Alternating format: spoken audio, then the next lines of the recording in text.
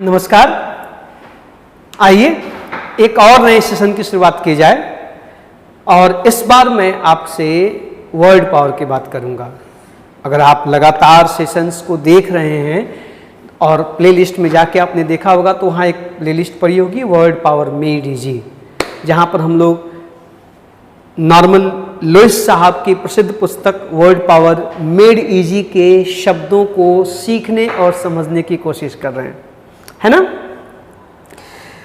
तो आज वहीं से एक और चैप्टर उनकी बुक का मैं शुरू करने जा रहा हूं, जिस चैप्टर का नाम है how to talk about science and scientist.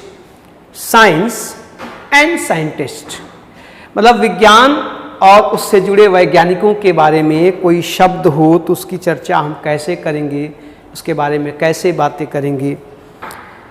तो इस चैप्टर की शुरुआत जिस शब्द से होती है वो शब्द आप पहले से जानते हैं, उसकी चर्चा मैं पहले कर चुका हूं। आप अगर जाकर के प्लेलिस्ट में उन सेशंस को देखेंगे तो वो वर्ड मिलेगा, लेकिन मैं चाहता हूं कि इसी वर्ड से मैं फिर शुरू करूं। तो साइंटिस्ट के रूप में जो पहला वर्ड सर जी ने अपनी उस फेमस बुक में दिया है वो है एंथ्रोपोलॉजिस्ट। एंथ्रोपोलॉजिस्ट इसको अगर शुद्ध हिंदी में कहा जाए तो शुद्ध हिंदी में नृतत्व विज्ञानी, नृतत्व विज्ञानी, मानव विज्ञानी, अर्थात वह व्यक्ति जो मानव की उत्पत्ति से लेकर उसके विकास, उसके सामाजिक होने, उसके विकसित होने के बारे में अध्ययन करता है। भाई वो आपने होमो सैपियंस, सैपियंस, ऑस्ट्रोपिथेकस, रामापिथेकस वगैरह वगैरह जो पढ़ा होगा एंशिएंट हिस्ट्री में, चाहे आप पाषाण काल आदि की बात करें या सोशियोलॉजी में या एंथ्रोपोलॉजी, जो लोग इस विषय से पीजी और यूजी करते होंगे वो बेहतर समझ रहे होंगे इस वर्ड के बारे में कि ये मानव विज्ञान के बारे में, नितत्व विज्ञान है, नितत्व शास्त्र है, मानव के उत्पत्ति और विकास के विषय में बात करता है। क्यों इसको हम क्यों माने कि ये ह्यूमन डेवलपमेंट, मानव विकास की बात करता है? तो आइए इसको तोड़ दीजिए, खुद ही बता देगा। तो इसमें जो ये सभी ग्रीक रूट के शब्द हैं, ध्यान रखिएगा। ग्रीक भाषा में शब्द है एंथ्रोपोस। एंथ्रोपोस, ठीक। इस एंथ्रोपोस का मतलब आप पहले से जानते हैं, चर्चा हो चुकी है, मैनकाइंड अथवा ह्यूमन बीइंग, ठीक है। मैनकाइंड या ह्यूमन बीइंग, मनुष्य, मानव। इसका जो दूसरा हिस्सा है साहब इसमें से निकालिए तो वो है logos, LOGOS। Logos means science या स्टडी। ये भी आप पहले से जानते हैं, अब आप अच्छे से इसको याद कर चुके होंगे। और जो तीसरा शब्द है इसमें साहब वो है इस्ट। मैं बता चुका हूँ, इस्ट मतलब एक्सपर्ट, विशेषज्ञ, वह जो, ही अथवा शी, हु, वह जो कोई व्यक्ति होगा, पर्सन होगा और किसी चीज का एक्सपर्ट होगा। तो वह जो अध्ययन करता है या विज्ञान को जानता है, किसका? मानव का, मनुष्य का। कैसे मानव की उत्पत्ति हुई, कैसे उसका विकास हुआ, कैसे वो एक असभ्य जीवन से सभ्य जीवन की ओर पहुंचा, कैसे समाजों का विकास हुआ, रीति रिवाजों का विकास हुआ, रिश्तों का विकास हुआ। आज की ये दुनिया है और हम सब जो ये टेक्नोलॉजी से बिल्कुल लेस ना, आजकल जो बिल्कुल गैजेट्स लेकर घूम रहे हैं, ये मानव ऐसा नहीं था। आप सब ने पढ़ा है हिस्ट्री में वगैरह वगैरह। लेकिन इस विषय का जो सबसे ओरिजिनल साइंटिस्ट और साइंस होता है वो यही है, एंथ्रोपोलॉजिस्ट। आप में से बहुत से लोग इस विषय से डिग्री भी लिए होंगे या ले रहे होंगे। अब ये जो एंथ्रोपोलॉजिस्ट है तो क्लियर हो गया, एंथ्रोपोस है, लॉगस है, इस्ट है। अब एंथ्रोपोलॉजिस्ट जब वैज्ञानिक है, if he is a scientist then what science does he study और रीड? तो जो साइंस इसका होता है साहब उसे कहते हैं एंथ्रोपोलॉजी। एंथ्रोपोलॉजी ये विज्ञान है। एंथ्रोपोलॉजी में अध्ययन करने वाला मानव विज्ञान का अध्ययन करने वाला, नितत्व विज्ञान का, नितत्व शास्त्र का अध्ययन करने वाला, जानने वाला जो शख्स होता है उसे हम, या एक्सपर्ट होता है या विज्ञानी होता है, उसे हम एंथ्रोपोलॉजिस्ट कहते हैं। This is the science and this is the scientist. Is that clear? अब मैं कहूं कि आप इस वर्ड का एडजेक्टिव बना दीजिए, इसका विशेषण क्या बनाएंगे? तो आप जब इसका विशेषण बनाएंगे साहब, तो आप समझ रहे हैं, मेरे साथ आप स्पेलिंग बोल के लिख लीजिए। क्या होगा? एंथ्रोपोलॉजिकल, लास्ट में एल जोड़िए, एडजेक्टिव बनाइए, एंथ्रोपोलॉजिकल, ये एडजेक्टिव हो गया ना। If somebody studies about mankind, its origin, etc., etc., he is doing anthropological studies. Anthropological studies, देखिए स्टडीज नाउन को एंथ्रोपोलॉजिकल एडजेक्टिव मॉडिफाई कर रहा है ना। If somebody is an anthropologist, definitely he is an expert of anthropology, and if you study anthropology you will become an anthropologist. मेरे ख्याल से आप इन शब्दों की रूट और इसका अर्थ और इसका प्रयोग ठीक से समझ गए। आगे भी इस्तेमाल करिएगा और संभालिएगा। मैं चलता हूं नए वर्ड्स की और कुछ नए विज्ञान और वैज्ञानिकों की ओर, इनको संभाल लीजिएगा। आप स्क्रीनशॉट लेते चलिए, मैं हट जा रहा हूं और हट जा रहा हूं, ले लीजिए और बाद में इनको देखते चलिए। जहां भी कोई दुविधा हुआ करे तो प्रश्न जरूर किया करिए, कमेंट बॉक्स में डाला करिए, ठीक है। आइए नेक्स्ट वर्ड की ओर चलते हैं। तो ये तो थे नितत्व विज्ञानी या मानव विज्ञानी, मानव शास्त्र का अध्ययन करने वाले लोग। अब जो है अगला जो वैज्ञानिक है उसका संबंध किससे है? तो हम सब के सर के ऊपर आसमान है ना। वैसे टेक्निकली छत होती है, हम जब घर में होते हैं तो, घर के बाहर होते हैं तो हमारे सर के ऊपर आसमान होता है, यूनिवर्स होता है। उस यूनिवर्स में इस हमारे ऊपर जो छाया हुआ है आकाश, यूनिवर्स, उसके अंदर क्या चीजें हैं, वहां जाने पर क्या मिलेंगी, इसकी जानने की जिज्ञासा लोगों को बहुत होती है। इसको जानने वाला, इसको बताने वाला, इसका अध्ययन करने वाला कौन होता है? तो साहब उसे कहते हैं ASTRONOMER,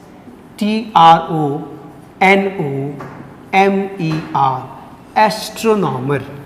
क्या कहते हैं? एस्ट्रोनॉमर। देखिएगा जरा, अब ये कौन है? तो ये साहब बताते हैं कि हमारे ऊपर ये जो ब्रह्मांड फैला है, यूनिवर्स फैला है, जो आकाश है, इसके अंदर जो चीजें हैं, जो स्टार्स हैं, जो नक्षत्र हैं, जो तारे हैं, जो ग्रह हैं, उनकी गति, उनकी व्यवस्था, उनका अरेंजमेंट, वो क्या करते हैं, कैसे करते हैं, ये कितनी दूर हैं ना, किस चीज से बने, इन चीजों के बारे में आपको बताने वाला। चीज से बने वाला नहीं, वो तो जियोलॉजिस्ट होता है, वो आगे आएगा।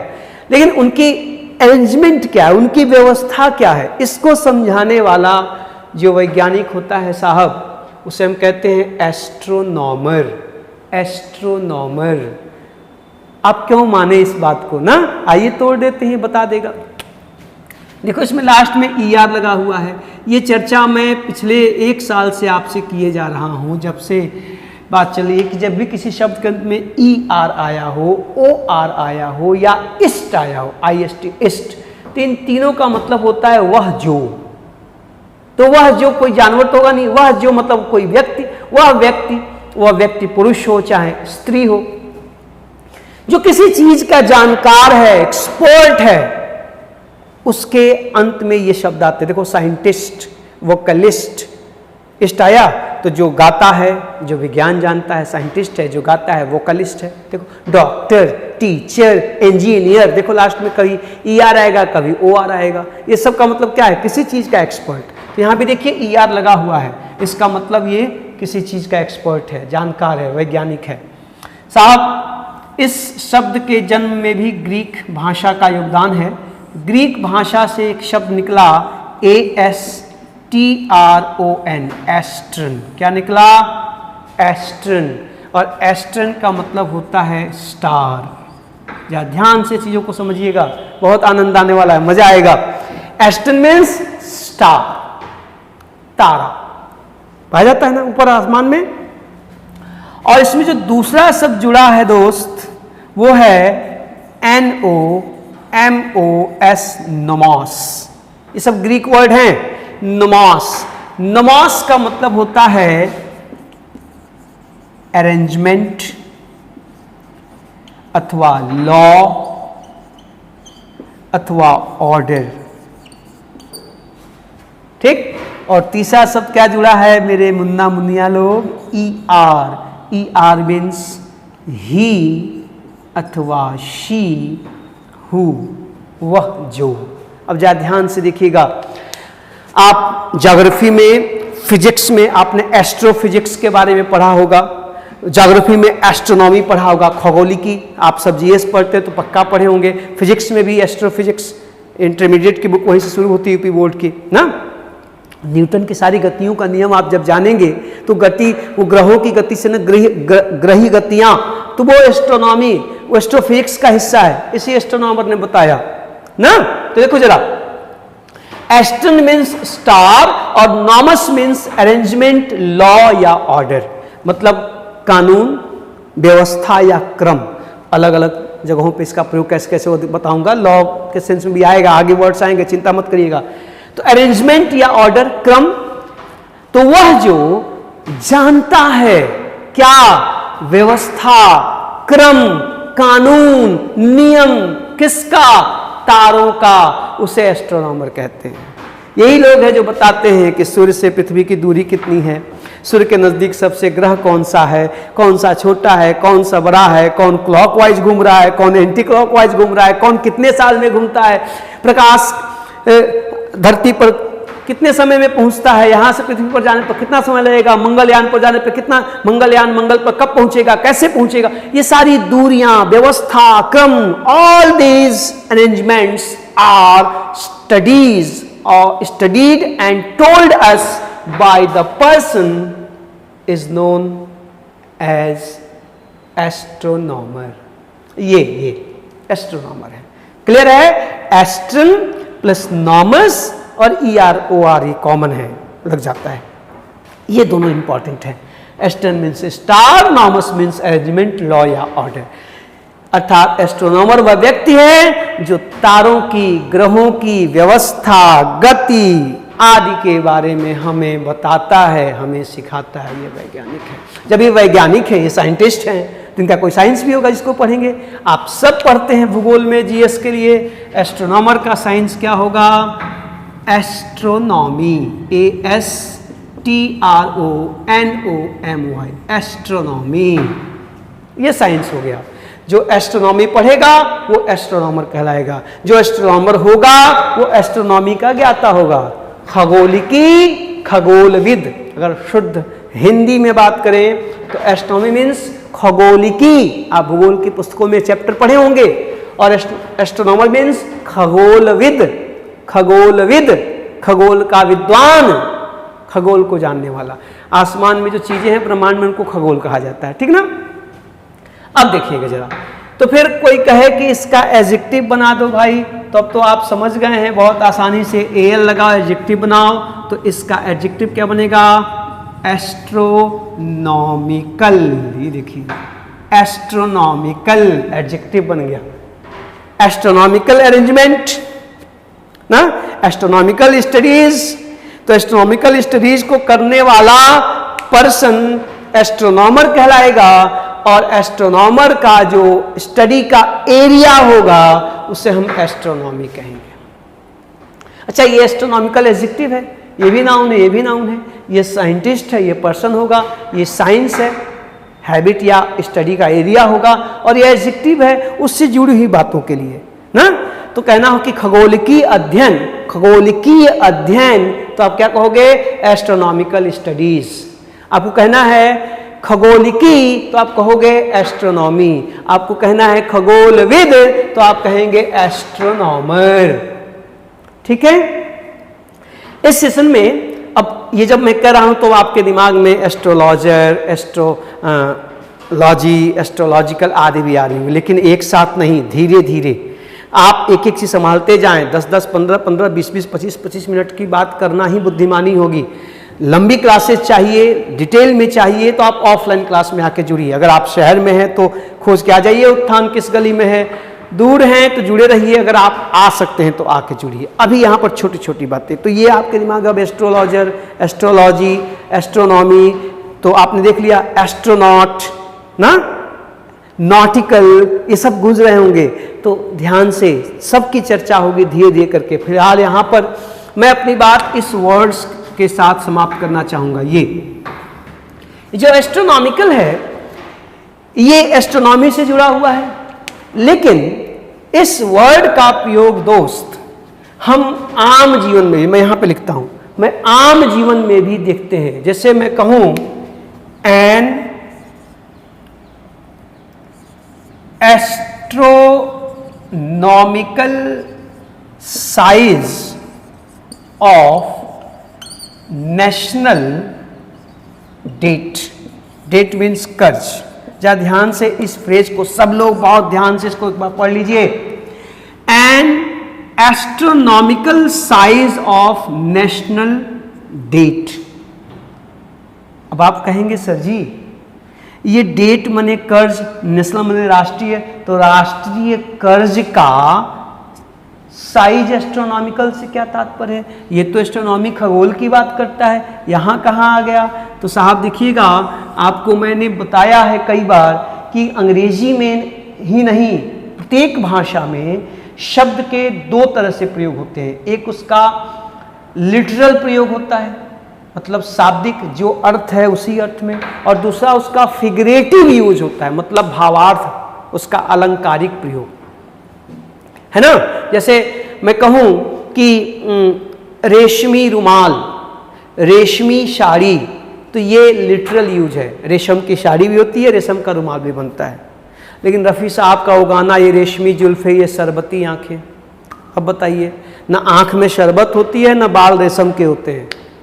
तब यहाँ पर किसी के बाल इतने कोमल हैं, स्पर्श करने में इतने अच्छे लगते हैं सामने वाले को कि उसने शेर लिख दिया कि इनके बाल छूने पर उसमें वही फीलिंग आती है जो रेशम को स्पर्श करने में आता है। तो ये फिगरेटिव यूज है ना।